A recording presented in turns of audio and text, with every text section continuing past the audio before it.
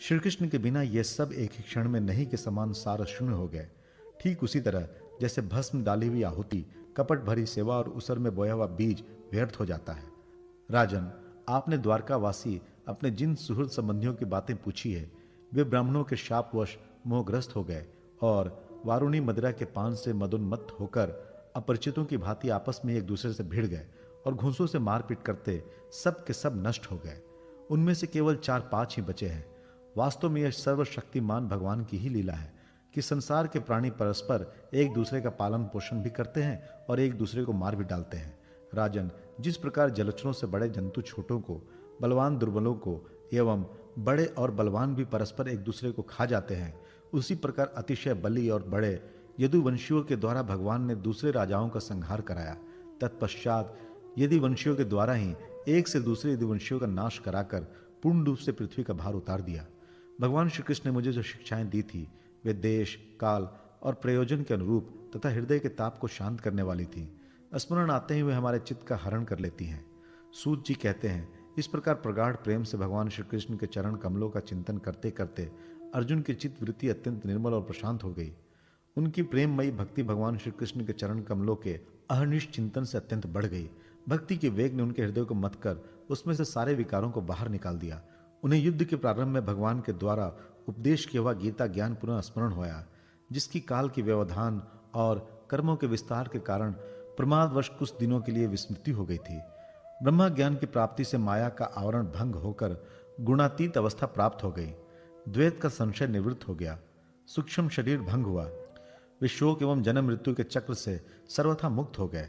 भगवान के स्वधाम गमन और यदुवंश के संहार का वृत्तांत सुनकर निश्चल मति युधिष्ठिर ने स्वर्गारोहण का निश्चय किया।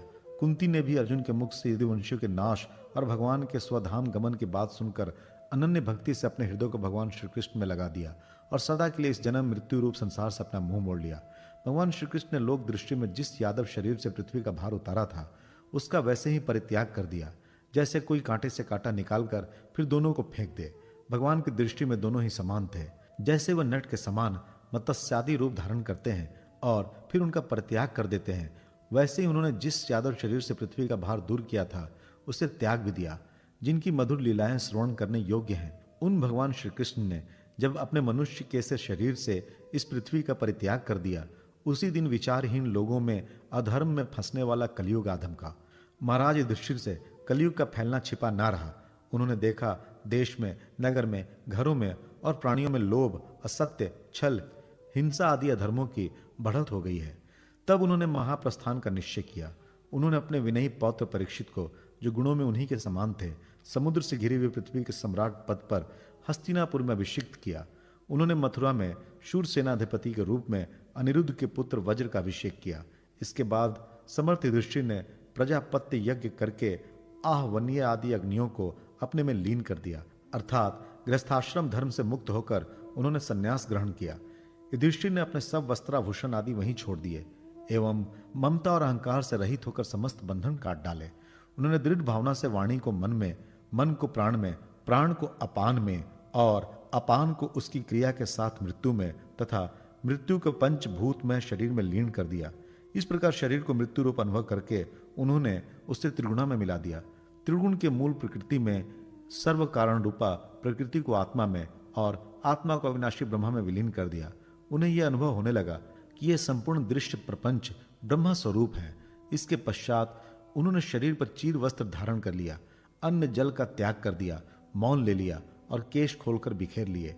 वे अपने रूप को ऐसा दिखाने लगे जैसे कोई जड़, उन्मत्त या पिशाच हो। फिर वे बिना किसी की बाट देखे तथा बहरे की तरह बिना किसी की बात सुने घर से निकल पड़े। हृदय में उस पर ब्रह्मा का ध्यान करते हुए, जिसको प्राप्त करके फिर लौटना नहीं होता, उन्होंने उत्तर दिशा की यात्रा की, जिस ओर पहले बड़े बड़े महात्मा जन जा चुके हैं। भीमसेन, अर्जुन आदि युधिष्ठिर के छोटे भाइयों ने भी देखा कि जब पृथ्वी में सभी लोगों को अधर्म के सहायक कलयुग ने प्रभावित कर डाला है, इसीलिए वे भी श्री कृष्ण के चरणों की प्राप्ति का दृढ़ निश्चय करके अपने बड़े भाई के पीछे पीछे चल पड़े। उन्होंने जीवन के सभी लाभ भली भांति प्राप्त कर लिए थे। इसलिए यह निश्चय करके कि भगवान श्री कृष्ण के चरण कमल ही हमारे परम पुरुषार्थ हैं, उन्होंने उन्हें हृदयगण में धारण किया। पांडवों के हृदय में भगवान श्री कृष्ण के चरण कमलों के ध्यान से भक्ति भाव मढ़ाया। उनकी बुद्धि सर्वथा शुद्ध होकर भगवान श्री कृष्ण के उस सर्वोत्कृष्ट स्वरूप में अनन्य भाव से स्थिर हो गई जिसमें निष्पाप पुरुष ही स्थिर हो पाते हैं। फलतः उन्होंने अपने विशुद्ध अंतकरण से स्वयं ही वह गति प्राप्त की जो विषयासक्त दुष्ट मनुष्यों को कभी प्राप्त नहीं हो सकती। संयमी एवं श्री कृष्ण के प्रेमावेश में मुग्ध भगवान में विदुर जी ने भी अपने शरीर को प्रभास क्षेत्र में त्याग दिया। उस समय उन्हें लेने के लिए आए हुए पितरों के साथ वे अपने लोक यमलोक को चले गए। द्रौपदी ने देखा कि अब पांडव लोग निरपेक्ष हो गए हैं, तब वे अनन्य प्रेम से भगवान श्री कृष्ण का ही चिंतन करके उन्हें प्राप्त हो गई। भगवान के प्यारे भक्त पांडवों के महाप्रयाण की इस परम पवित्र और मंगलमयी कथा को जो पुरुष श्रद्धा से सुनता है वो निश्चय ही भगवान की भक्ति और मोक्ष प्राप्त करता है।